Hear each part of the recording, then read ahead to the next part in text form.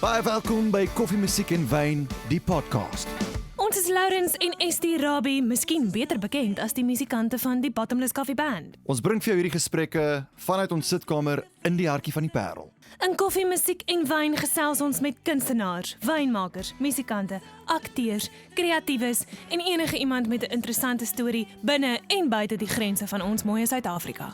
Due to international followers of Lionel who were tuned in on Instagram during the recording of this podcast, we do switch between Afrikaans and English. Growing up, I was quite a big Radiohead fan. Van installasies wat staan in Union Square in New York, tot werke wat hang in gallerye in Londen tot Hong Kong. Hoe bevoorreg is ons dat ons eerste gesprek met hierdie internasionaal bekroonde Suid-Afrikaanse kunstenaar kan wees. Ons leer vir Lionel beter ken oor 'n koppie koffie. Swart met niks suiker. Later skink ons 'n glas wyn en ons gesels met Lionel oor hoe en wanneer hy geweet het kuns is sy voorland. Eventually, through that, I don't think I ever remember deciding, I want to be an artist. It was something I already was exploring. Daar is staaltjies van sy eerste offisiële By the age of probably 12, of onoffisiële uitstallings. I was already kind of like making sculptures. I would hide them in the corners of my father's exhibitions. Then I would put price tags on them and sell them on the side. En ons gesels 'n bietjie met Lionel oor sy gunsteling musiek Listen to a lot of Nirvana and Pixies and Paul Jam. en sy jare van jong garage bands. I used to do a lot of skateboarding as well. Ladies and gentlemen, enjoy! Baie welkom aan al ons luisteraars by ons heel eerste Koffie, Musiek en Wyn podcast episode 1. Ons wil graag vir ons borg bedank. Ons borg vir ons heel eerste episode. Kykie, as jy nou al ooit in 'n blik gedruk gevoel het, nê, dan het jy nog nooit so in 'n blik gedruk gevoel soos hierdie nie. uncanny wyn. Jep, Dit is nie. jy hoor reg, dit is wyn in 'n blikkie. Ek wil net vinnig vir julle lees. Dit sê naturally preserved vegan friendly Merlot packaged in a can to reduce your carbon footprint. Hierdie blikkies is ook baie aardbolvriendelik. So ons het gesels met die mense wat hierdie ongelooflike inisiatief begin het. En jy weet, 'n mens se perspektief was nog altyd dat wyn in 'n blikkie, ek kan nie dink dat dit iets goed kan wees nie, maar dit is die mees fantastiese wyn wat in hierdie blikkie is. Dit is net 'n heeltemal 'n nuwe en ongelooflike en user-friendly manier van packaging. So ons wil baie dankie sê vir Uncanny. Dis amazing, ons gaan nou daarvan drink. Maar vir nou het ons die ongelooflike voorreg om vandag met Lionel Smit te kan tyd spandeer en ons kan dit eintlik nie glo nie. Hy is een van ons land se mees ongelooflike kunstenaars, maar ons gaan nie veel daaroor uitbrei nie, want hulle sê mos as iemand regtig so bekend is soos jy, Lionel, dan het jy nie 'n vreeslike introduction nodig nie. So baie welkom by ons podcast vandag. Lionel, ek dink net om mense gemaklik te maak. Wie is Lionel Smit? Ek is 'n kunstenaar. Ek paint en sculpt en draw en maak allerlei tipe kuns. Ons wil weet oor jou familie. Is jy getroud? Het jy kinders? Wat gaan daar aan? Ja, ek is getroud met 2 kids en hulle hou by my baie besig. Ek kan dink. Jou gunsteling kos. Wow, baie stuff. Pasta. Ons het altyd 2 pastas gemaak. Fettuccine pasta en dan so 'n ander tomate-based pasta. So dan kan jy nou, dan eet jy so al van al 2 as ons nou 'n groot lekker dinner hou. Dit klink lekker. Sê is gou, love. het jy dit al in Italië so geëet? Glad nie. Ag nee. Toe ek in Italië was, het dit geproe soos tomatiesous wat gemeng is saam met die 2-minute noodles. Yes, baie mense het hulle hoërskool deurgemaak met 2-minute noodles. Ja, exactly. Van daai stapelvoedsel. mense. Stapelvoedsel. Lionel, sê my, jy drink nou koffie saam met ons op hierdie oomblik. Hoe Ja, drink jy hierdie jou koffie? hierdie is 'n Cheers, speed koffie cheers. date, né? So ja, gesondheid man. Hoe drink jy jou koffie? Op hierdie oomblik swart met niks suiker of melk nie. Yes, that's the way. En dis net omdat ek nie kans kry het om dit in te sit nie, maar ek enjoy dit nog steeds. Okay, en hoeveel koppies drink jy 'n dag? 20. Okay. Okay, Lionel, en dan die volgende vraag is jy 'n wyndrinker? Ja, ek is. Ja, ek hoor ons moet wyn drink. Ja. Onthou, dit is deel van hierdie. Hoeveel Ons moet vir bottles? Lionel eintlik 'n disclaimer. Hoeveel bottels 'n dag? Ek drink probably so undisclosed amount. Dis goed, dis beter. Okay, en nou moet ons Ons weet. kom by jou wyn want Lionel Ja, het ja. amazing. Lionel het sy eie wynlabel, maar ons wil ook net weet rooi of wit, wat verkies jy? Weet jy wat, ek het altyd net rooi gedrink meestal en toe nie net nie, maar prefer, maar vandat ek actually beter wyn discover het ek baie meer wit ook begin drink. So now is it kind of like afternoon vibe, wit. Ja. As dit, hoe kouer dit word, hoe meer rooi wil mens drink actually. Oh, definitief. Dis sit van dieselfde vir ons ook, nee. Definitief. Ons is baie lief vir rooi wyn. Ek het eintlik 'n interessante storie met wyn, maar hierdie gaan nou nie oor my wyn voorkeur nie, dit gaan oor jou nou, maar ek het vir 'n klein tydjie witwyn gedrink en toe ek weer terug op die rooi wyn en nou sukkel ek om witwyn te drink. Ek weet nie, dit proef my baie suur. Die acidity is my nogals hoog. So ek verkies nog steeds rooi. Dit is nou maar of somer of winter. In die somer of in die winter, ja, in die somer sal ek net 'n ligter rooi wyn Dis eintlik 'n bietjie verkies. van 'n probleem want dis eintlik min dat ons 'n bottel witwyn kan oopmaak want dit eindig op dat Esté nie saam drink nie. So dan moet ek maar die bottel klaarmaak, jy weet, dis waar. Ja, hey, dis 'n goeie idee as jy meer wyn wil hê. Ja. Kan ons dit deel Strategies maak? kan ek eerder net witwyn. Lionel, jou volgende vraag. Ja, hier is 'n belangrike vraag Lionel. So jy wat nou 'n ongelooflike kunstenaar is. Hoe vroeg staan jy op in die oggend? Ek het kids, so ek moet vroeër rig opstaan.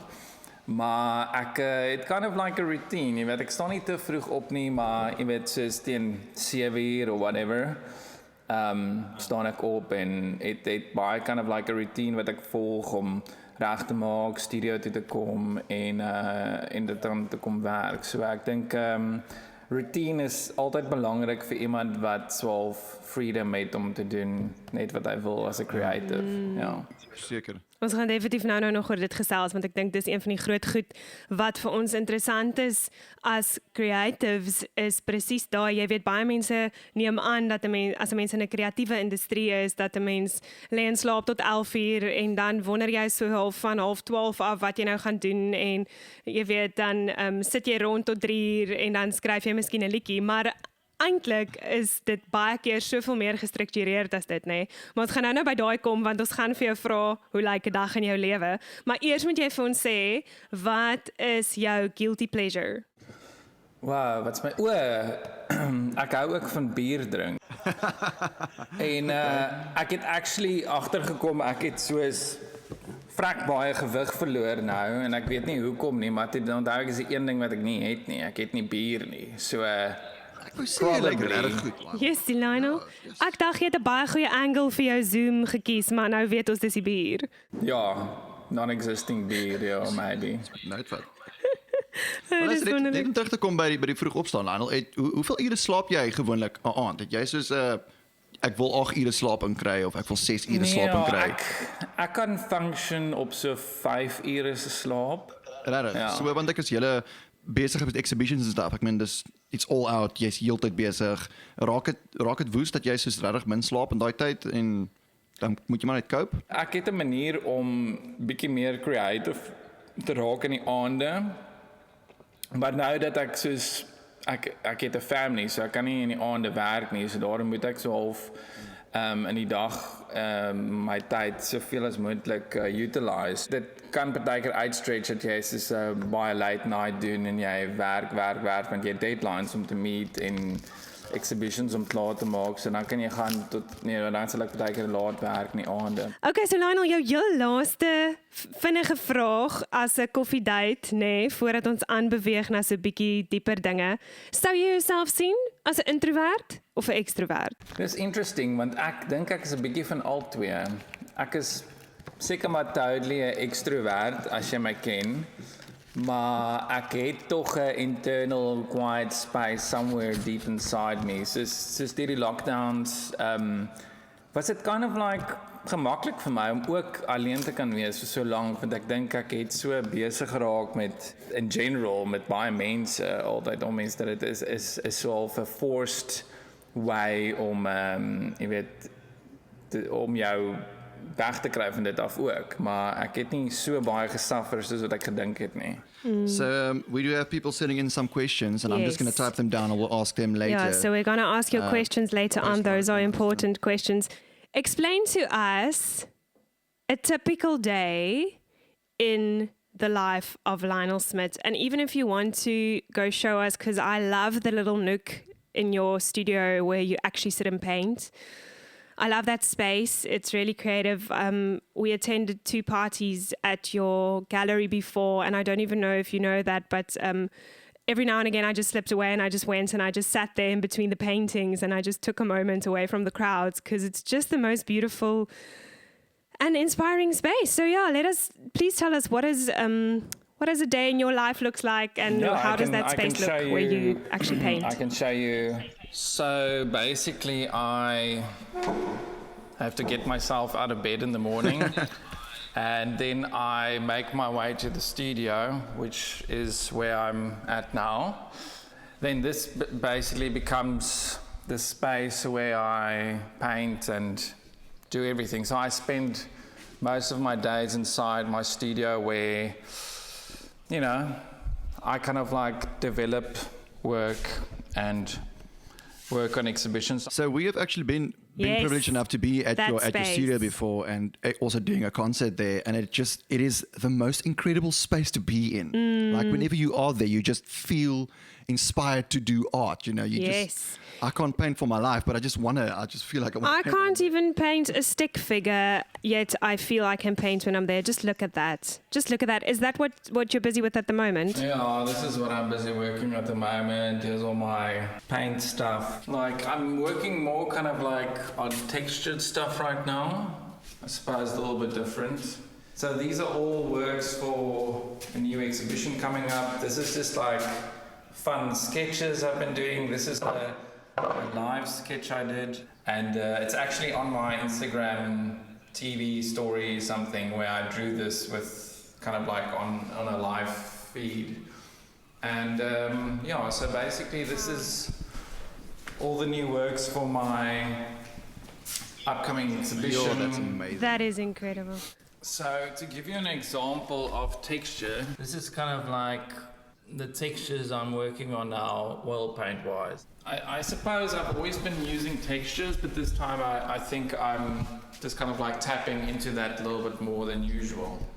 What is your commentary at the moment about this digital world and what it's doing to connect everyone? Yeah, I think people are being more selective to who they speak to.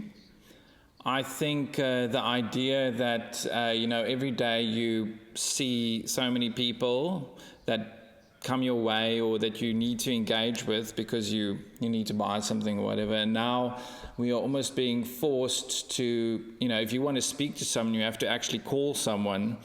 And your emotional, I think we talked about this the other day. What did we call it? Your bandwidth, we said. Your exactly, emotional capacity bandwidth.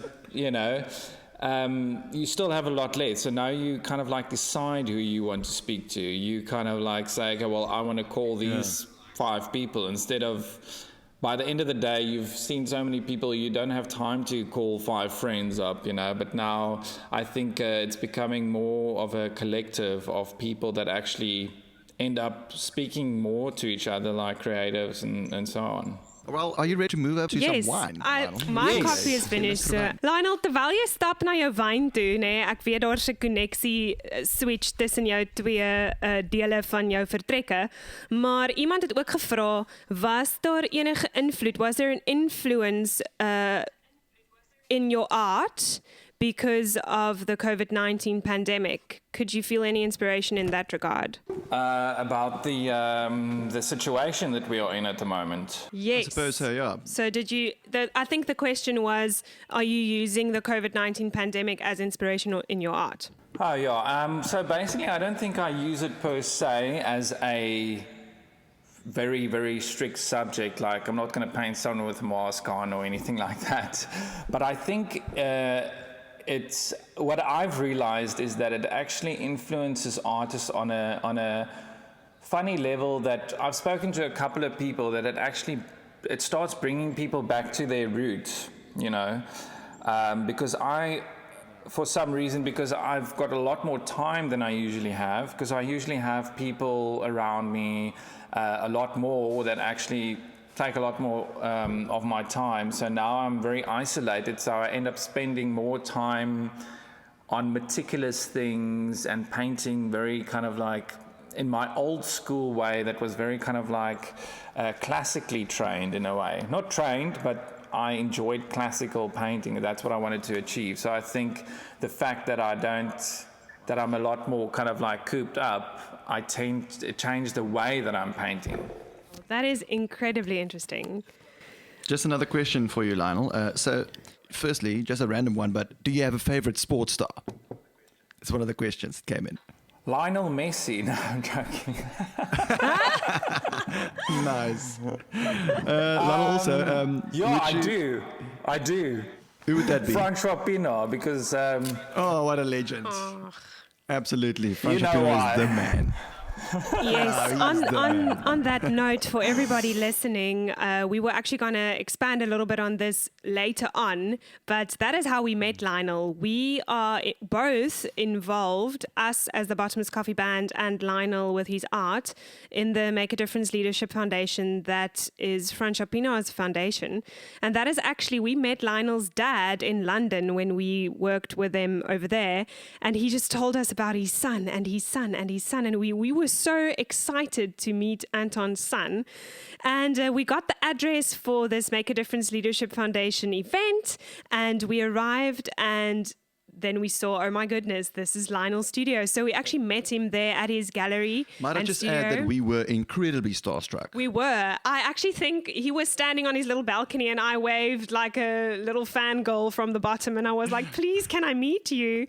So it's a great honor. And just to think that someone like Francois Pienaar, who is a sports legend, brought artists like us together. Absolutely. You know, it's interesting for me how those circles overlap and how these different worlds bring us all together. It's and fascinating. Obviously, for all the art fans out there, they do incredible art auctions for the Make a Difference Leadership Foundation. Yes. And it really is amazing. Everything's going to a great cause for upliftment in South Africa by education. So it's really awesome. Please go check them out, Make a Difference Leadership Foundation. Yes. Lionel, just another question. So we're actually just touching on that right now with us being starstruck of you. So Lionel, you are actually you're super famous as an artist, you know. So you have like crazy Instagram following, crazy Facebook following, like you're the man. Do you ever get like people want to take a selfie with you? Yes, we want to know, I would think is it the same as with the actors as and with singers? Actors and musicians, is it a different kind of thing? How does it work?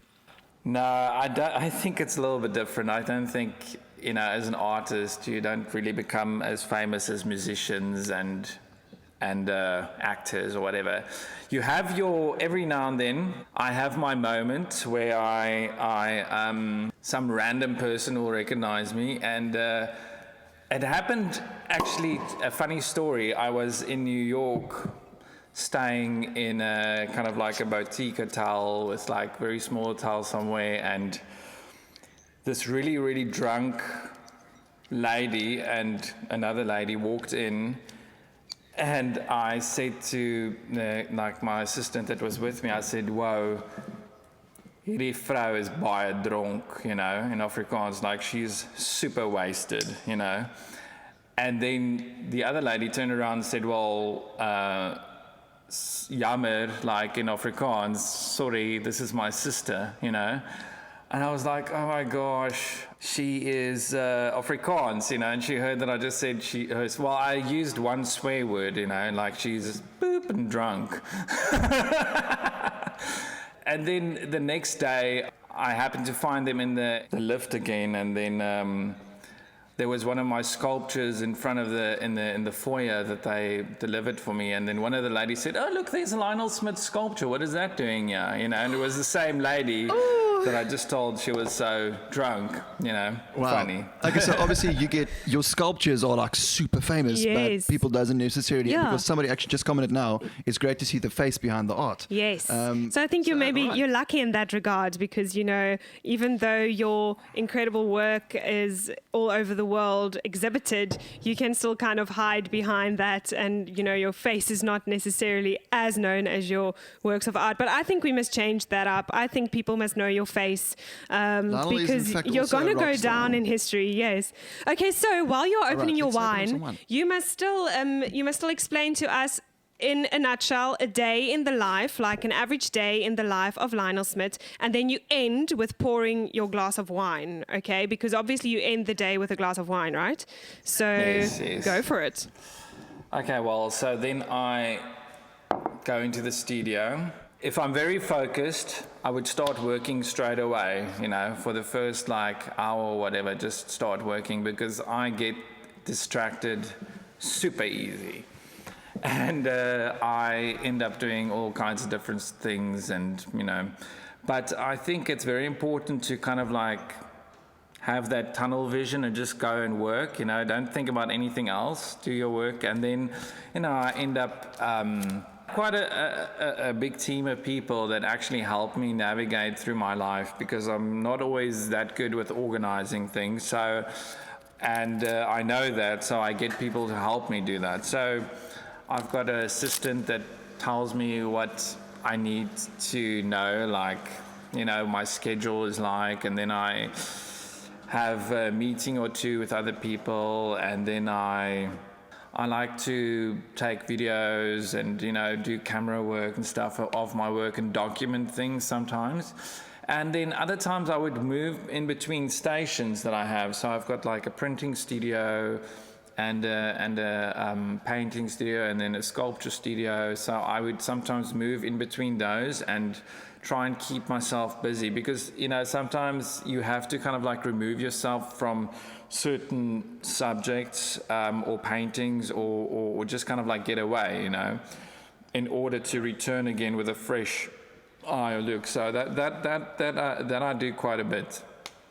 And then at about 5 or 6 o'clock, when I'm finished with all the craziness, I drink wine. Yes. Nice. Wonderful. Okay, so A day please. in the life of Lionel Smit. Yes, tell us about that wine. Well, Bernard Bredel is the winemaker. It's called Series 1 was the first one, and then Series 2, and then Series 3, almost like artworks. We became friends, and his wife, Monique Bredel, has been my assistant for 10 years or something, so I've got to know Bernard quite well, and we just came up with this idea of, why don't we make wine for the studio that actually has become kind of just a gift, or, that I mostly drink it as well. But we make a barrel of each, a red and a white, I keep forgetting, every year. So once a year, there's one white and one red that gets released. And this is the first one that was in 2017. So cool. So mooi. Is ongelooflik hoe die goue draadjie vir my deurtrek van die kuns na die wyn toe en dan natuurlik ook daai hele subtext agter dit. Yeah. So what a cultivar is it, Lionel? Or is it a blend? Both of them. The red one is a Shiraz. Okay. 2018, and basically, I think he taught me to drink wine, Bernard, the winemaker. His label is called Science of Sinai. He actually, I think he won Young Winemaker of the Year through Tim Atkins this year, or last year. I don't remember. What year are we in now? 2020. Might have been last year, but anyway. Remember, this year is cancelled for all practical reasons. I think the idea was just to have fun and collaborate with a winemaker in the sense that we can both be kind of part of the process, but he has absolute freedom to do whatever he wants. I ended up loving drinking wine with him because I'm originally from Pretoria, so I could drink flippin' anything and it would taste like red is red and white is white, But now over the years, I've become a little bit more snobbish with wine, so... True connoisseur. Oh, wow. That's fantastic. Well, Lionel, I'm going to join you now. I'm going to open an uncanny Chenin Blanc from the can. Can you believe this, just everybody? Hear this. This is going to be my very first time that I open up a can of wine. So here we go. Wow. Yeah, nice. So we actually spoke to the guys from Uncanny. How cool is this, eh? And this is also a super nice design. It looks so funky. Yes, it's actually quite a process. They have to adapt the style of the wine when it goes to a can. It's not the same as bottling it. Really? Because the whole dynamic there's of no the wine. light and there's no oxygen. Yeah, that can come into when it's canned. So...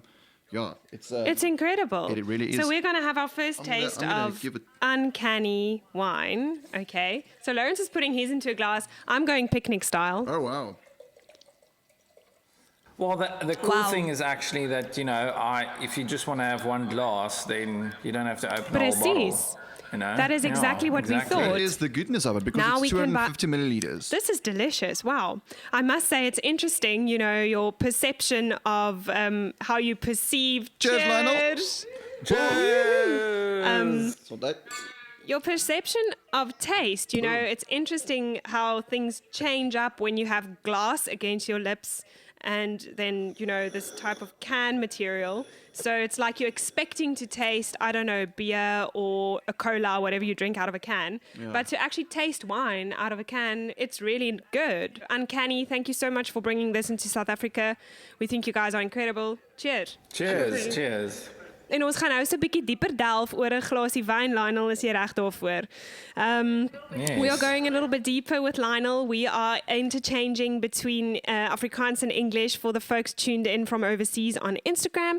And we really enjoy this time together with all of you. Thank you for the support. Okay, Lionel, so our first digging deep question over a glass of wine. We want to know, how was life for you growing up?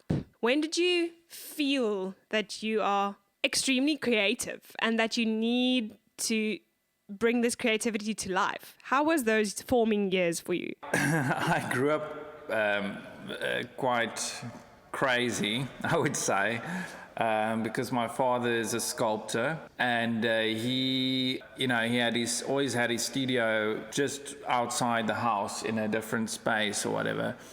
And I basically grew up in the studio, like playing around as a kid, sculpting things. And painting wasn't really a big part, but there was a lot of painting going on. And my father kind of like also had multiple things he did, but sculpture was his big thing that he focused on. So we always had different people in our house. Almost at any given time, there was some person living with us, because we had, extra rooms. So there was like some musician or some artist or some poet or some actor, someone that would live with us, because my father would just say, come and stay with us and everything. So I'm very used to that really growing up.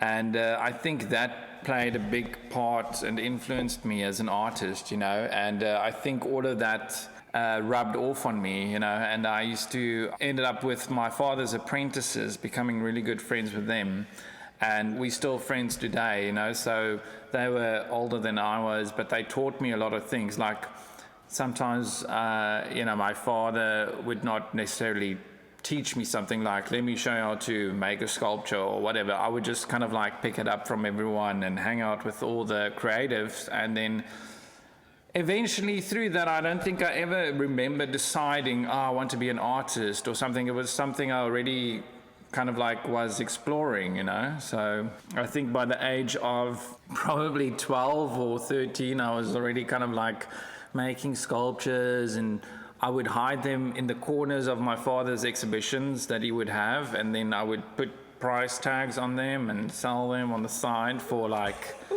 so much cheaper. that's great. And did they sell?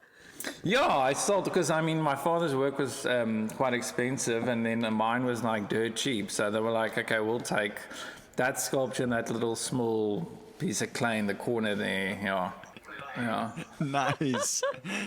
That's so great. I think from a young age, Lionel, just for a little bit of background before you carry on with your forming years, just inform our listeners, who is your dad? We know who he is, but my dad is, just tell us a bit about your dad, because if I look at you two, I really see that scenario of where dis amper soos aflos vir my. Jy weet, jou pa het regtig vir jou daai stokkie aangegee en jy het dit gevat en jy het net verder gehardloop. Dit is vir my die ongelooflikste pa en seun voorbeeld eintlik wat ek al gesien het. I think there's a lot of voorbeelde Yeah, out examples. there that your dad really set the ceiling really high, and then you took that ceiling and you used that as a floor and you just carried on. And that is incredible. So, yeah. Yeah, so tell us about your dad, and then, tell us about the years after playing around in the studio and putting the sculptures in the corners with their own price tags on. Yeah, I think, like I said, my father is Anton Smit. Sorry, I forgot. My father's Anton Smit, and he kind of like became a very prominent figure in South African sculpture in a way. Growing up, that was always there. So I ended up going to art school, Praat Alphen Park, which was a school for the arts. You know, you could do ballet and drama and art there. So I went there for art, and I think I got kicked out of sculpting class because I think I was kind of like bored with it. So and then I kind of like wanted to maybe get away from being in the shadow of my father, of being a sculptor as well, you know. And although my father was painting as well, so I started off really kind of like pursuing the idea of becoming a painter in a way, you know, and kind of like completely left the sculpture. So in my early days, and then I painted for about maybe 10 years after school before I actually went back to sculpture again. And I think, that's obviously, you know, maybe the influence of I wanted to kind of like try and make it on my own.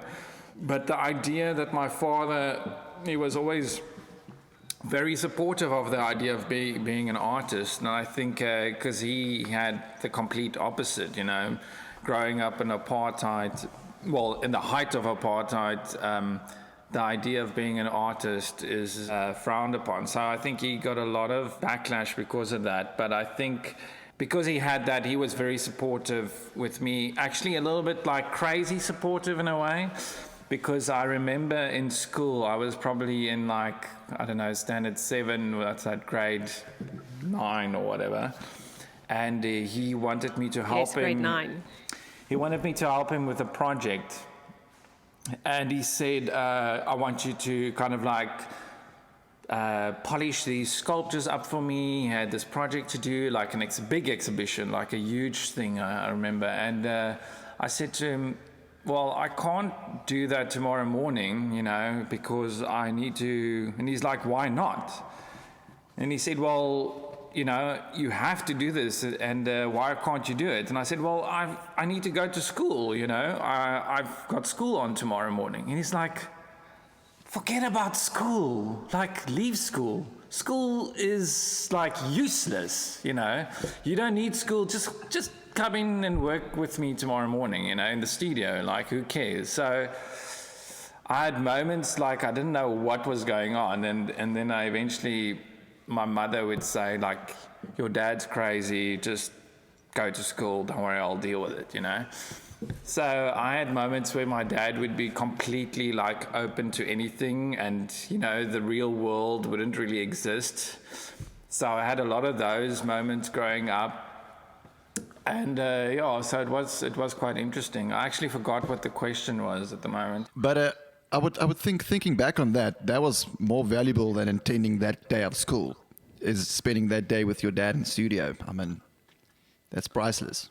I think there was a time where I was really, really at the height of my influence as an artist, and really kind of like delving into the idea of art. That school became like blurry to me. And I remember that my mother received my report that year, and she got very excited because she thought I got a distinction. And my brother said, no, he wants to see the report, and it ended up being days absent. It was like 80 days in the school year. So she thought it was a mark. Meanwhile, it was my days that I kind of like bunked school, because my father's apprentice happened to buy a house across my school with a big studio with like, so I just go there every day and like create work and sculpt and almost failed, yeah. That is incredible. So cool. I'm actually jumping the gun here a little bit. Firstly, I want to actually ask a question that we didn't really think we would ask tonight. And secondly, something else that I just feel we can talk about. I felt while you were telling the story now about your dad and saying, you know, he was a little bit crazy. And I mean, we've spent a lot of time with your dad, and I will forever carry that day we spent with your dad in my heart because I was so inspired after the conversations with him, just as I am after we spend time with you. And, it makes me wonder sometimes. The world holds up this picture to us of what normal means and what stability means. Yet, if you look at some of the most famous and most successful people on this planet, there's always that little bit of crazy. And maybe we named it wrong to call it crazy. Maybe that is just the juices flowing that a person needs to really be at the level that you are and at the level that your dad is when he pulled you in to be a part of the journey, actually in another dimension. So yes, what do you think about that? That the little bit of crazy is actually not crazy. Maybe it's just that X factor that the super famous and super successful just happen to have.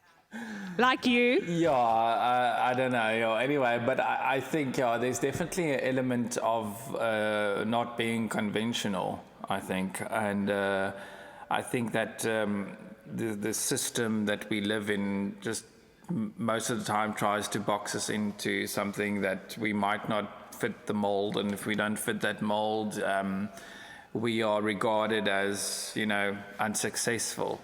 And I think the idea of kind of like changing your mind about that is sometimes different. I think I learned that with my kids, like if you approach the same scenario just with an open mind, sometimes you can, accomplish a lot more successful outcomes without being too rigid, because we tend to become rigid in the way that we think about things and, Definitely. That is incredible. That brings me to my other question that I wanted to ask a little bit later, but I want to ask it now. Lionel, do you think, because for me personally, Lourens enjoyed school a lot because I don't know if you know, he was in Stellenberg in Durbanville. Stellenberg in Durbanville. Dat alles klinkt so posh in Engels. Stellenberg in Durbanville. Durbanville. And he was like the drummer in the MTBS, that big into schools that he has. He loved school. He was the super cool guy, okay? But he was a super cool guy. He was a cool guy because rock music, being a rock and roll, being a rock star was very cool in the area where he grew up. So it made for a completely different upbringing. But, for me, I was obedient in school. I did very well, but I always felt stuck, as if I'm looking for that something more that I can't seem to find, which obviously eventually pushed me into going into the arts, being a musician. But I wanted to ask you, with you also having kids now, because we don't have kids yet, so we can't say, do you feel that the learning systems in, especially our country, I know there's a lot of people who's tuned in from overseas, but especially in South Africa, do you feel that the learning systems van kleuterskool af dwars deur tot universiteit of college, is it really supporting individual development? Is it really developing all the types of people that we need in our world? Yes, what's your opinion on that? I would love to know. Well, I think, I think today's schools and awareness and everything is a lot better than what it used to be. I think parents are more aware of the kids, like maybe a generation back, you would just be shut up and sit in the corner and don't speak, and the kids should be out of the way. I think today parents are more conscious. Exactly. And through that whole idea of parents being more conscious, I think we are more open-minded to alternative ways of learning. And I think the idea of schooling there's a lot of pros and cons of everything, but I don't think the school system or a particular school system is not good for everyone, So if, for instance, my kids are being homeschooled, now because it's just the way they function. I think if you have someone that fits into a normal schooling system, might work for other kids and others might not. It's not, there's no right or wrong, but there's a way of being sensitive to your children, for instance. And I think to have them adapt their way into what they need, and you find that a lot. A lot of kids function perfectly fine in a normal school system, and then other kids don't, so they might need an alternative. But I think, probably the right way is not to just put them on medication if they don't fit into the normal school. I don't know what right or wrong is. That's just my opinion. Yeah, absolutely. Your opinion is valuable. Lionel, just to get back to the art spectrum. So, if I may ask, like, what inspires you as an artist? Wat is dit wat jou inspireer om te doen wat jy doen? Ja, sien, dis moeilik om te sê. Ek weet nie.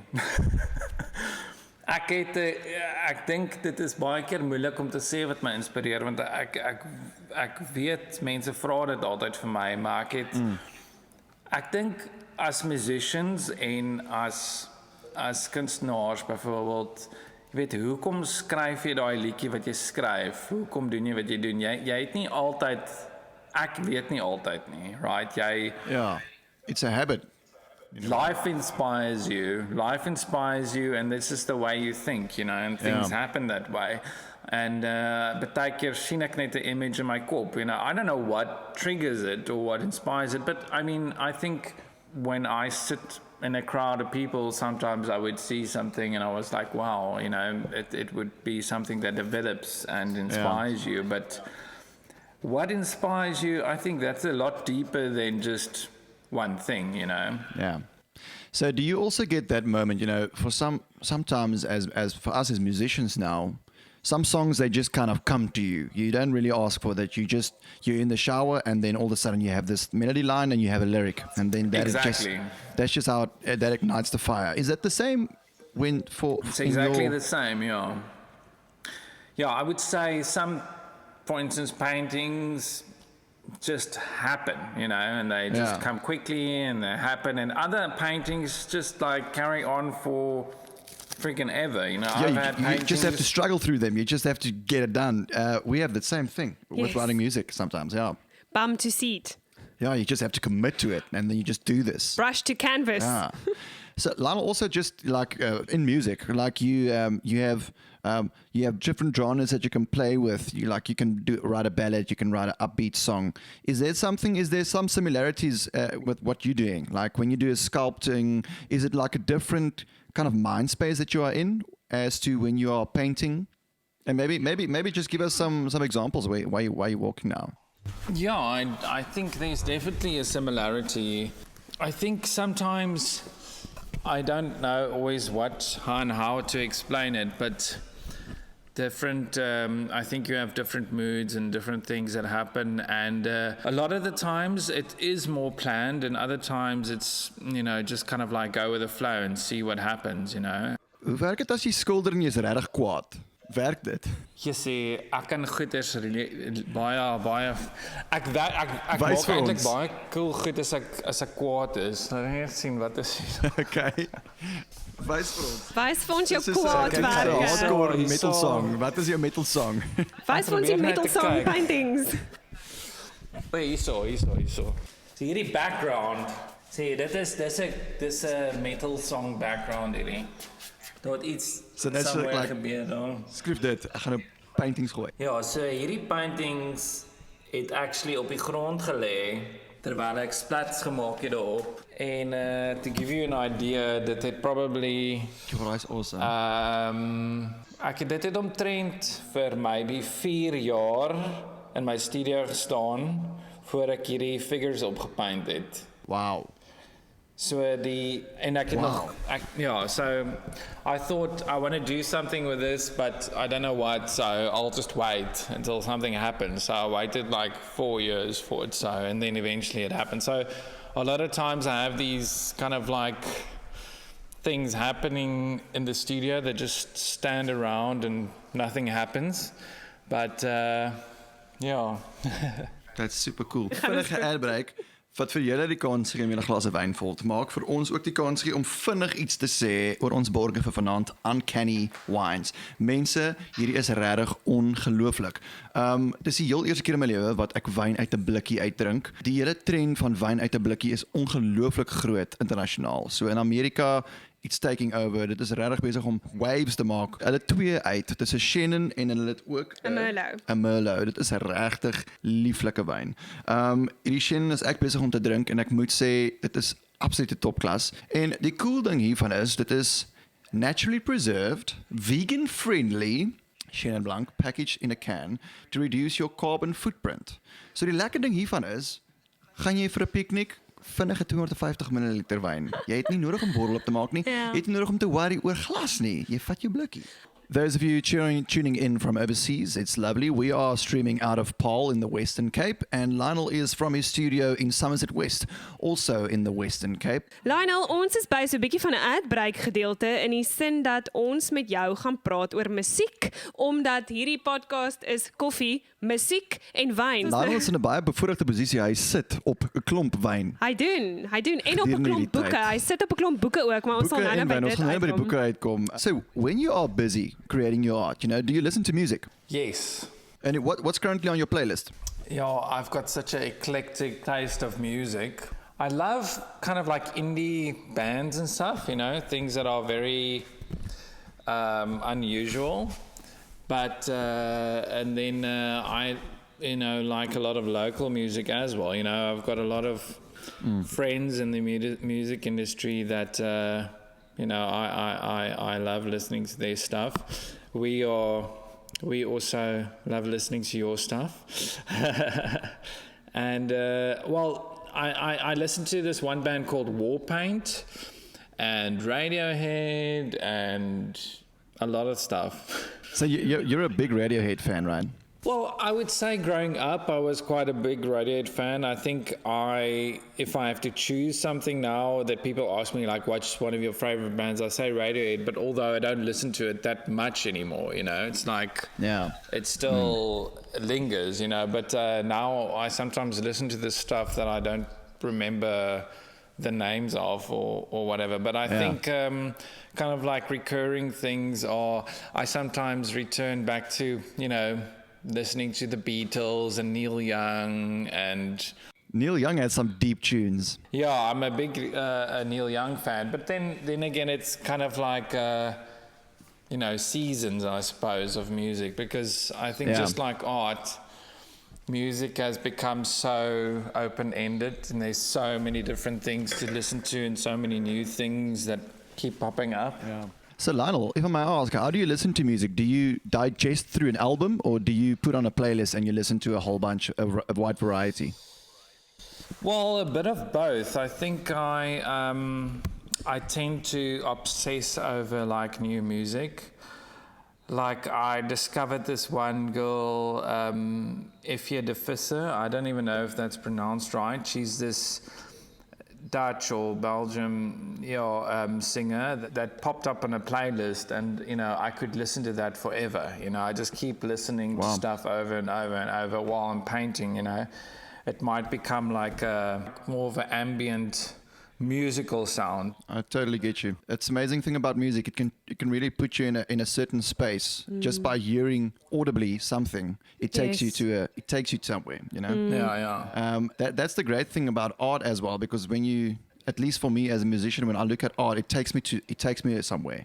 It puts me in a certain aura, a certain space. Lionel, that's another question that we actually have for you, seeing that this really ties in with music. We sometimes feel that obviously you write a song with a certain message in mind, but at a certain point, a transaction between the writer and the listener actually happens where you don't have the control over the interpretation anymore. And actually, you're not allowed to. At one point, you almost give the permission to the listener to completely do the interpretation, and then the message becomes whatever they decide the message is. And we wanted to know, is it the same for you with art, where obviously you paint with a certain idea or a certain message in mind, but at one point, it becomes the interpreter's view, and, it's like a song. Yeah, look, I think art becomes something that is in a way channeled from a different space or world, and it's something that we don't necessarily understand.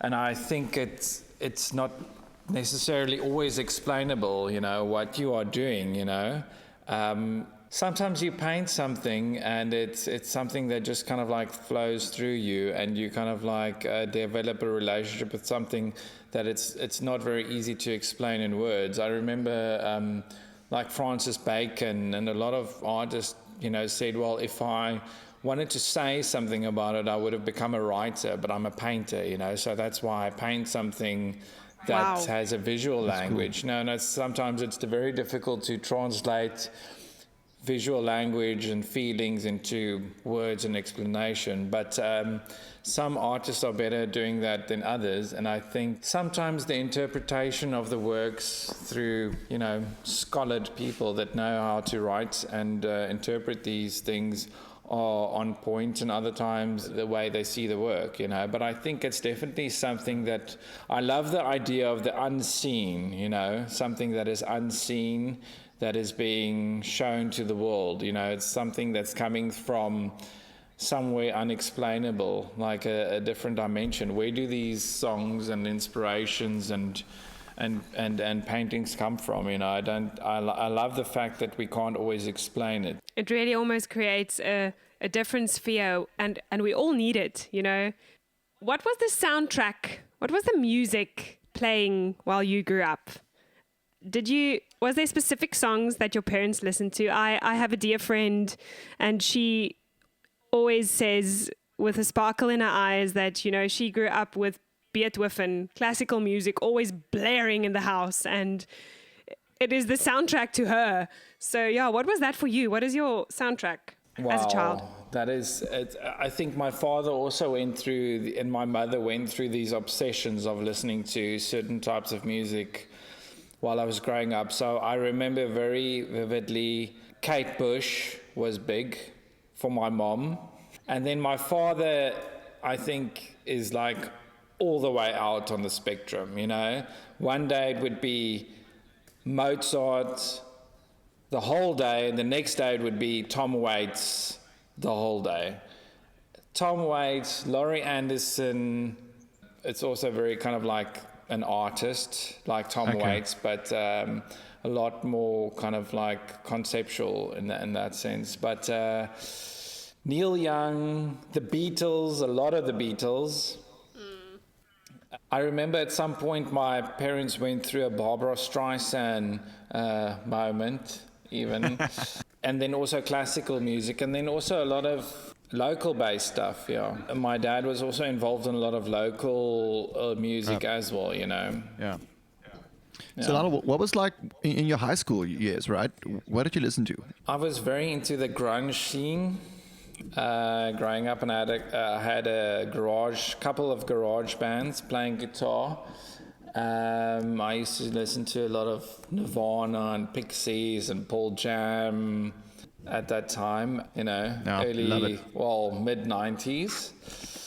And I used to do a lot of skateboarding as well. So all the skateboard bands and punk rock was also a big part of that. Love it, man. Like the 90s was just the best era for bands, The 80s was also great, like you hear metal, but the 90s had such a raw emotion with Nirvana, and I just love it. I can literally go on listening binges and just digest a 90s playlist for hours on end. Just love it. And it's incredible how music can immediately, it can take you back to that very moment. Music and sense, it takes you back to a moment. But Lionel, you have a lot of musician friends, right? So I know you. Yeah. No. You know a lot of musicians, and you've worked with a lot of musicians, and you collab with a lot of stuff. Yeah. And how did that happen? Do you just find that you kom goed door die weg met musikante, of how did it work? Did julle saam groot geword oor die algemeen? Ek het groot geworden, baie van my vriende wat musicians is, en dan het ek ook nuwe mense ontmoet, soos byvoorbeeld ek en Arno Karstens, wat eintlik 'n main connection het deur kuns. Jy weet, ons albei doen kuns, en ons het somehow mutual vriende en dit connect en dan het ek weer it's like art and music kind of like connected and ek for some reason gravitate altyd towards musicians en word vriende met hulle en for some reason is daar baie keer 'n art connection, jy weet, mense wat ook kuns doen en geïnteresseerd is daarin, so ek dink dis nogal so 'n communal connection, ja. En daar was al 'n paar shows by jou studio gewees, right? Ja, ek het al baie stuff in my studio gedoen, band-wise, jy weet, ek het al ek het A-King gehad, Mr. Cat and the Jackal, Arno Karstens, mense wat ek maar half enjoy het om mee te connect. Julle was al hier gewees, Georgetown, wat ou skoolvriend, laerskoolvriend is vir my, Renier. Oh, wow. Ja, yes, ek love Georgetown. Ons was saam in laerskool gewees, so dis hoe ek actually Georgetown ken. Ek en Renier is long time buddies, wat ons het albei actually gitaar gespeel, gepaint en geskateboard saam op 'n tyd. Really cool. Was jy in 'n skoolband gewees, Lionel? Ja, ek was op hoërskool in 'n band, saam met my vriend Zander Blom en Why Bother? Typies 'n grunge band. Dis 'n goeie naam. Why bother? Proper. Why bother, ja. So rebellious, hè? Ja, ek het gitaar gespeel en hy het drums gespeel en ek en Janko was ook in 'n band saam. Oh, natuurlik. Jy het dit genoem by sy ja. O ja, Ek dink dit ja, was the Snails geweest, ja. Ja, dit is so cool. Dis fantasties. Dit is vir ons ongelooflik om te besef hoe hierdie wêrelde oorvleuel weer eens. En dat kuns dan eintlik selfs al kan ek nie 'n stokman teken nie. Kuns is 'n ander tipe goue draad wat deur ons almal loop en soos magnete ons na mekaar toe aantrek reg en dit is nogal fascinerend hoe dit werk. Okay, ons wil vir jou vra. Wat is swaalf iets in jou loopbaan wat jy tot nou toe die meeste op trots is? Sure, ek dink die mees surrealste oomblik seker is toe een van my beelde geselect was om in Union Square te gaan staan in New York. Wow. Ja. Dit was nogals 'n major moment vir my en die oomblik om in die middel van New York te staan terwyl die beeld geïnstal word op Union Square. Dit is nogal surreal geweest en ek bedoel, jy weet ek baie ander moments.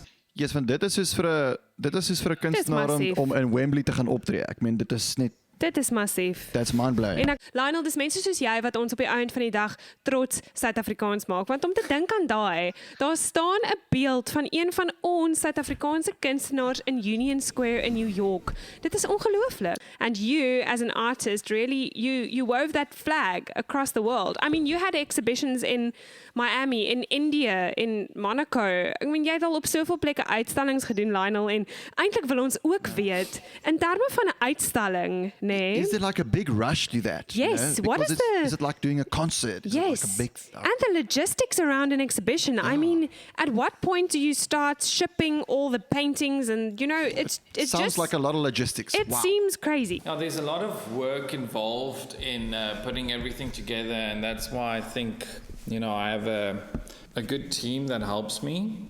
It's usually quite intense because you could work on an exhibition for, you know, years, and then it's one evening that it's open, and then it's on for a couple of months, and then it's over to the next thing. But I think the idea of the longevity of the people that engage with the work and hopefully acquire the work that they get to keep with them every day, that's quite something intense. I don't think I always really try and think about it too much because I just want to do my thing. Yeah. So Lionel, just so that you know, we just have a lot of emojis that say they love you. People are just Ken loving Forrester you. Wines, we love you guys too, goodness. and they love you, Lionel. Yes, so, Lionel. And also David has just tuned in, and he said he was fortunate enough to be with you when you launched the Union Square piece.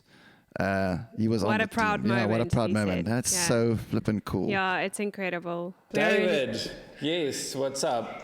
Yeah, he had a penthouse right like a couple of meters away from the installation. He said, quickly come check this out. So he's South African as well. Took me to his rooftop apartment right around the corner. It was so weird to know that a South African had an apartment right there. Yeah, it was cool. That's the cool thing, you know, like there's South Africans everywhere. Yes. We've also found that in our travels, whether it be in London or like in Oxford or in Edinburgh and Scotland, like everywhere you do connect. And then you just have the most crazy times together. And it's such an inspiring moment when you see, I like what you did here. You went out and you made it work for you. Like you did this.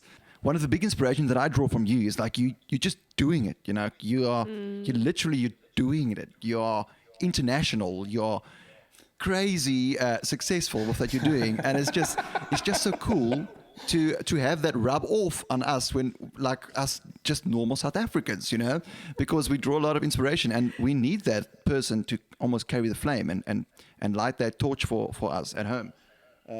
So Lionel, you're the man. We really love you. And I honestly think that the South Africans have a little bit of a gut to them.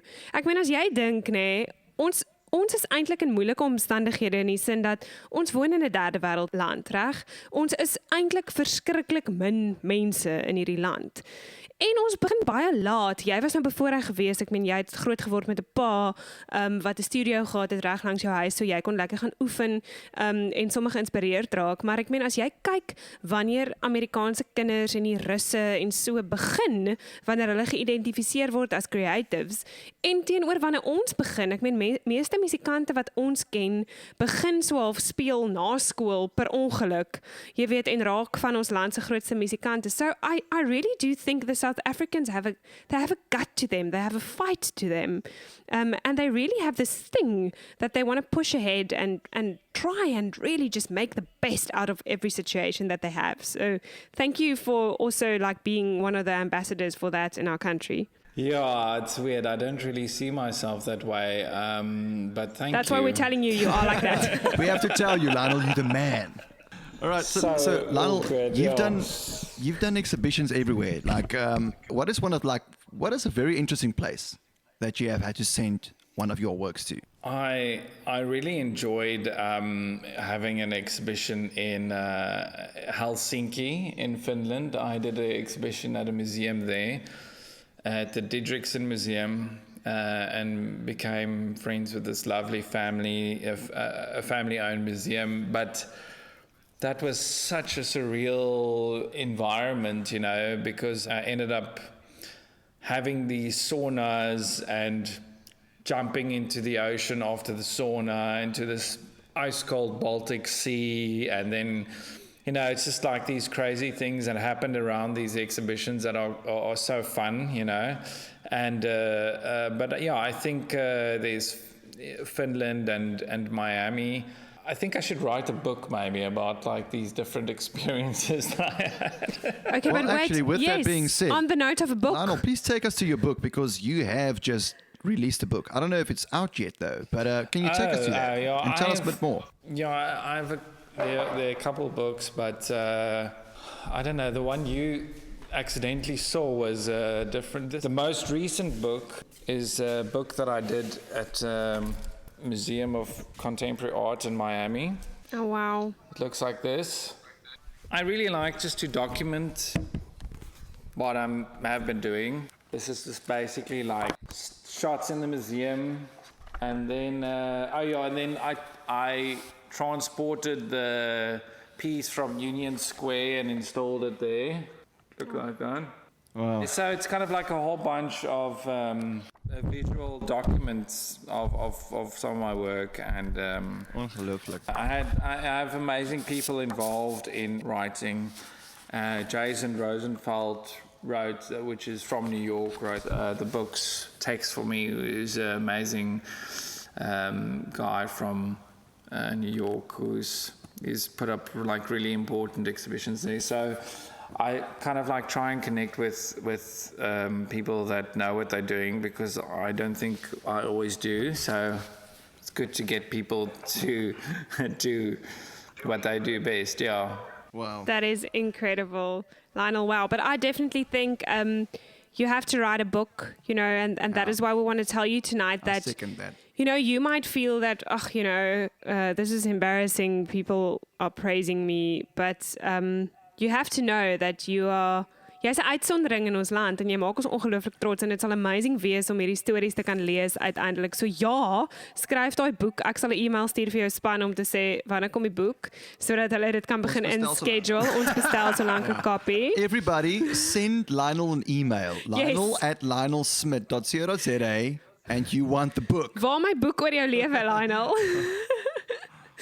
Okay, so Lionel, ons het net vir jou nog so 'n paar vrae vanaand met ons eerste episode van Koffie, Musiek en Wyn, die podcast. Ja, wat is volgende? Ons wil weet.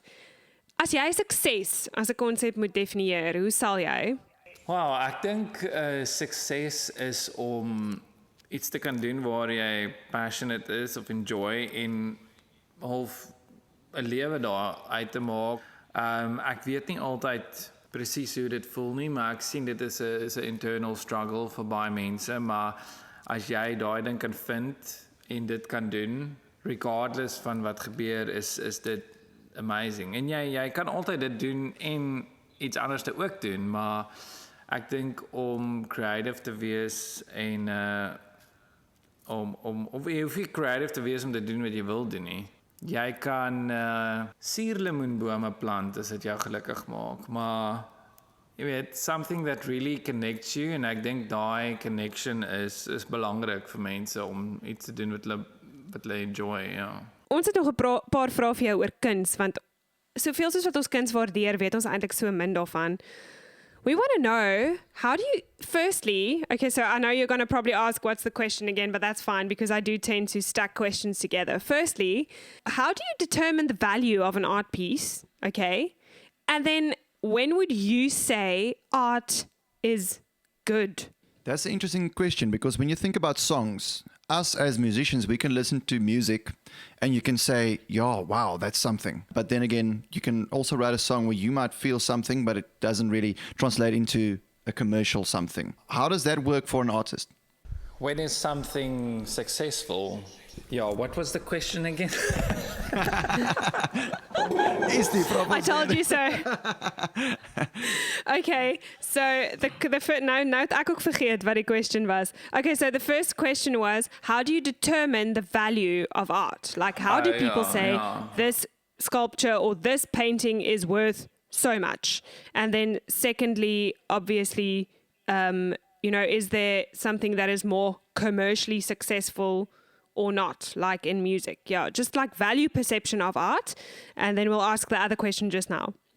Yeah, I think in my case, I think obviously the audience, the market determines the value, really. So in my case, I started really, really, really basic, selling works out of my studio garage and then slowly kind of like built it all from there. And I think it's really the galleries that I deal with usually advise me on how you would value your artwork. And I think the idea is to grow that up gradually and not be something that you want to be, but rather grow into it. I think it's basically market driven, I suppose, But I think it's easier when you start off younger because then you need less money to get around. So you could start off really slowly and build your way up as an artist and ask quite cheap and then kind of like build it up growing up. But when you kind of like rediscover yourself at 40 or whatever, wanted to become an artist, it is a little bit harder in that way because you might need a second job or something. I mean, I used to sell drawings and small little paintings to kind of like stay alive in the beginning. I was very fortunate to never really have any other job than making art, which I'm very fortunate. But I know it's a lifelong struggle for a lot of people. Yeah. Absolutely. Okay. So we do have a couple of questions. Yes. Someone is saying that they actually restarted at 40. Yes, Wow, that's someone inspiring. restarted at 40. Then we have Baz asking firstly about mentoring. That actually ties into another thing. I don't know if you do it, Lionel, but there's definitely a need for it. Somebody asked if you do have a masterclass available in art. Yeah, so maybe you can answer the question like, do you have a mentor at the moment? Someone also said, obviously, or is your dad not a huge influence? Yeah, I think I had a lot of mentors in my life growing up. You know, a lot of people that were brilliant artists. You know, on various levels. You know, some people that were. I think my goal was to be technically good at things, you know, that was the goal. If you can become technically good at what you're doing, you know, I wasn't really thinking about the rest. So I was kind of like drawing like crazy with people that mentored me at the time, you know, young artists. You know, I was probably like a teenager and they were kind of like just out of school kind of thing, and, you know, growing and developing with them, where art was like a major passion. So I think that becomes a mentoring process without you even knowing it, you know. So, and then at the stage of mentoring people, I don't know if I'm really good at doing it, but I have mentored some people where they become apprentices of mine, like Adrian Diedrichs. He did an apprenticeship with me, and then Leandri Erlang did, you know, a couple people from the universities pop in and out. You know, I don't always have. It's a very difficult thing sometimes to have that connection, but I actually want to take that a little bit further, and instead of becoming necessarily a mentor, which is a good thing, is rather become a collaborator, you know. Oh, wow. Awesome. I think a lot of people have these ideas that just need to be drawn out of them, you know, and I think observation, you know, is very important. You know, just being in an environment with someone that does his thing, you can learn a lot from that. Yeah. Because Absolutely. that's actually great that you mentioned that, Lionel, because someone actually asked if you would do collabs with different artists or digital artists. That was one of the questions. So that is great, because in collaboration, there's always, you learn. For us in music, when you collaborate, there's always something new that comes, and you always leave more inspired than you came in. And at the moment, who would you say is your biggest influence practicing at the moment, who you would actually love to do a collaboration with? The thing is, I've got such an eclectic taste. I think growing up in a household that my parents and my father in particular that you know, also collected quite a bit of art. We never had one particular style of work, you know. It was always very, very eclectic, you know, from abstract to very classically painted to realistic to banal, anything, you know. So I think the idea is that drawing bits and pieces from a lot of things. I think mostly, you know, sometimes the people around you, the artists that you know and your friends, you become mentors to each other in a way. Yeah. Absolutely. You know, because not everyone's going through the same struggles, and you learn, you know, you have advantages in different areas where you can learn from people. So I think everyone should be your mentors in a way. I think that's so important, because, you know, we tend to euro one person, and I think as we found as humans, it's not healthy for any human being to be godified, if I can put it that way. I think that is what drives us mad. So, you know, to rather look at collaboration and really drawing energy and learning from one another is such a healthier way to really look at mentoring than having this one person who you kind of godify, if I can put it that way. Someone just asked if you could own, let me just see that question. Yeah, if you could own one artist's work other than your own, which artist would that be? I would love to have a Lucian Freud, which is a famous British artist, but I won't be able to get one of those. right now, maybe in the future. But you will someday. Someday. You're going to have one. We call that out of the heavens. It's going to come. Yeah, I've got a wall of I've got a lot of other artists' works in my studio as well that I enjoy, which I also have quite an eclectic taste in art, but ranging from friends of mine to all types of artists, yeah. I'll show you some of it. Yeah, Wait. please. I actually wanted to ask if you can show us. I've dedicated this one wall to a whole lot of different artists' work that I've got in the studio. And that one in the middle, that's drawn by... I wanted to say it's drawn by me, but it's not. Roger Ballin, that's a Jenny Saville. There's a Diane Victor. Wow. And Marlene Dumas, that's it. And then this is a friend of mine, Johan Boyens. Beezy Bailey over here. Wow. And that whole wall is just dedicated to people that inspire you. That's just inspiration wall. Yeah, I mean, there are one or two pieces that are mine on there, but, and I mean, a couple of friends of mine that may or may not know, and I've got their works on here. But Lionel, this is what I love about you. I think this is one of the reasons why you are so successful is because you really celebrate with other artists. You know, you really see the artists as a team more than competition. And I think that's something really special of you. And I can see that every time I see you. Someone says the studio is a dream. Absolutely. It really is. If lockdown is over, you can go visit Lionel's studio in Somerset West, go drink a coffee, go walk around. It is really incredible and so tranquil. This is an interesting question, actually. If you were to be a collector of art, do you buy on the artist pedigree or do you buy what you love? Well, I think artists that are pedigree, I also enjoy their work, then I'll buy it. Or I would buy anything that I enjoy, you know, looking at. So I've got everything, I've got bits of everything, but it doesn't matter what the pedigree is necessarily. Someone says, after this interview, I like Lionel not only as an artist, but as a person. Thank you for showing the face behind the work. There we go. See, people want to see your face, Lionel.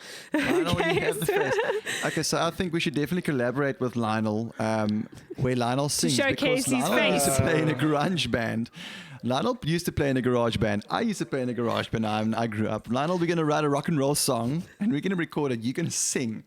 Absolutely. And we're going to make a song. Okay, so we're gonna wrap up tonight. Okay, so someone says, I just purchased one of Lionel's pieces in Miami. It's awesome. Oh my goodness, that is incredible. So your work is hanging in someone's house or standing in someone's house or studio in Miami. I mean, that is just an incredible feeling. Yeah. So we want to ask you quickly, funny one, where's the weirdest place that you know of that one of your paintings or sculptures is at the moment?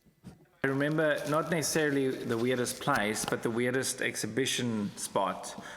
I went to view this museum, the one in Helsinki that I spoke about, the Didriksen Museum, and they have like this pool, and they asked me if I can do something, you know, that might include the pool. So I ended up creating this floating sculpture that I had to pin down with like cables and things, so it will only like float halfway out of the water. And that was a very cool kind of like exhibition space. You'll have this museum where you could walk in and view all the work, and in the middle of this courtyard there's this pool with a floating sculpture in it, and that was quite cool. Lionel, when you send out a painting or a sculpture, do you send it with a box of wine? Asking Every for a time. friend. Every time. Fantastic. Okay, so we want to know, as an artist, ons het eintlik hierdie vraag in Afrikaans gestel. Ons het gesê, hoe voel jy oor geld? How do you feel about money? What do you do with your money? Are you good with your money? Is money only a means to an end, or is it a commodity that you utilize to further art, utilize to further your own art, or is it something that you invest somewhere, put into your family? Like, it's just always for us fascinating and interesting to hear an artist's perspective of this. Yeah, I think money becomes a tool for creativity at the end of the day, you know, and the way you utilize that. You know, I do love to collect work, and I love to reinvest into other art forms, even music. You know, I have done a couple of recordings and videos and stuff that I love to invest in. And I think people, I don't know, I'm not particularly good with money, but I think I love to use that and create something with it. So if for instance you have money, you know, you buy the biggest canvas you can buy, or you cast something in bronze if you can. So I think there is an element of reinvesting into your own work, and I think it's very valuable to reinvest into other artists, you know, and to keep supporting that community of artists and artwork going around, musicians. I mean, the arts. I think it's very important. It's almost like there's a little economy of the arts within an economy, and I think all musicians, if you're a musician, you'll know what it's like to support another musician in what he does. Yeah. You know, and keep that kind of like circle going. So I think there's definitely an element of that in what you could do with your money, you know, because that's where your passion lies. So as long as the economy of money keeps circling around within that circle, there'll always be more, which I think people always forget about. Yeah. Absolutely. Wow. Cool. Absolutely. And I honestly think that for me especially, it's been an interesting journey with money, you know. Ons is almal half in 'n kultuur geleer dat ek het net op 'n stadium myself gevang dat ek voel amper skuldig om geld te maak as 'n kunstenaar. Jy verstaan wat ek bedoel. Maar dan ewe skielik besef jy hoe meer jy kan investeer in jou projekte, hoe interessanter raak jou projekte, en hoe meer interessant jou projekte raak, hoe meer kan jy in jou meer kunstenaars investeer, soos wat jy nou net gesê het. So it is really interesting to come into the forefront of actually earning good money as an artist, because it also gets spent creatively, which I think is incredible for the economy, as you just said, and for the little microeconomy happening just underneath that for the artists. So yeah, that is incredible insight. Thank you so much for that. So Lionel, we just want to know, last question, and then we're going to wrap with whatever you want to tell people, where they can see your art, where they can order your art, if they can afford it, because you're so internationally known that I'm going to have to sell my house and all the cars that I own and maybe more. But I will do that to own a Lionel Smit one day. But we can do a podcast with Lionel. We can. Okay, so I want to know, we want to know, what is, if you had to, this is a very hard question for me. I hate answering this question, but we want to know it from you. If you have one life motto, what would you say that is? Wow, I think I don't know, but if I would say love everyone else. Love conquers all. I think I would say love is my big thing. You know, it's like, I don't know, that sounds a bit cliche, but I think sometimes people get caught up in the world and they forget about like very simple, basic things. And I think if we can just love one another, everything will be okay. But I mean, it's not that simple, I know, but probably all boils down to that. I don't have a motto, actually. I don't know what that is. It's very complicated, but love is super complicated and super simple at the same time. That's true. And that's what makes it interesting. You know what, Lionel, that actually reminds me so much of your dad. You know, I signified the same thing in him when we spent time with your dad in London. It's an ethos that you guys buy into. You both have the same ethos. You really value every single person that you spend time with. And that was something that really amazed me when I met you, because you just buy into the person and whatever the person is saying and what they do, you hero them for that. So how many works do you work on? Oh, yes, that's a good question. Because you have a couple of them that's out there, and it almost looks like you can just pick up the brush and just start going at it. Yeah, I probably have about 1, 2, 3, 4, 5, 6, 7, 8, 9, 10 plus pieces I'm busy working on. And Love Lionel, how do you decide what to finish up? Ek meen, hoe besluit jy as jy nou môreoggend weer in die studio kom, wat besluit jy om weer op te neem? You know, what do you decide to work on and how? Well, I think there's a lot of rotation going on with my work because the oil paint needs to dry, so I can't always work on the same thing all the time. So I kind of like alternate between stations and things. Every day I think I start something new. I don't know. Sometimes it could be the same work, or most of the times it could be something completely different. People still want to know, is there a big difference how you approach the physical painting as to the sculpting? And then we also just have to do a quick introduction to the whole, your studio and where it's at, and the gallery, the physical gallery, the place where you're spending time tonight. Yeah, I think the sculpting is a completely different process and mindset. So I'll show you my sculpting studio quickly. It's a complete different space to the painting space. So then in between I've got gallery space where it's mostly like an exhibition or showroom. And Lionel, why did you decide to build a gallery? What was your motivation to do that? Well, I think the idea was just basically to create a studio space where I can showcase my work. I don't necessarily see myself as a gallery space, but more of a kind of like a display room where people can view works of art and not necessarily be too intimidated by, they need to buy something. It's great that you open it up for like a greater creative collective. Absolutely. With the concerts being performed there. It's just awesome. I can't wait to do another one at Lionel's studio. Yes. Okay, Lionel, let's do it. Yes. We're going to do that. So to wrap up tonight, we want to know what makes your heart beat faster. In other words, what lets you get up out of bed in the mornings to do your job every day?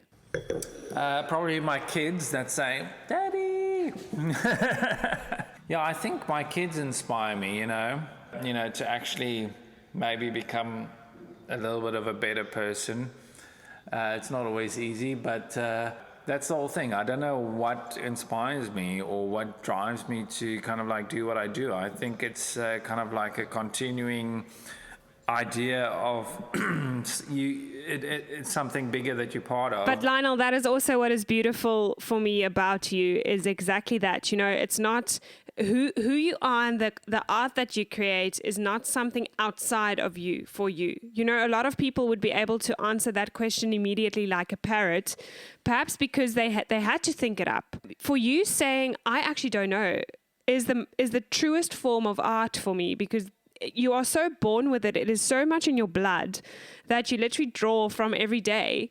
And that is why you can't answer that. And that is so incredible for me. You are really born for this. A lot of people have been asking, when are you returning to New York City and London for exhibitions? So I think with that, we're going to end off. Maybe you can just plug your last thoughts and also where people can find you, and when are you going to do cool stuff again? Well, okay, I'll be doing the show opening next week.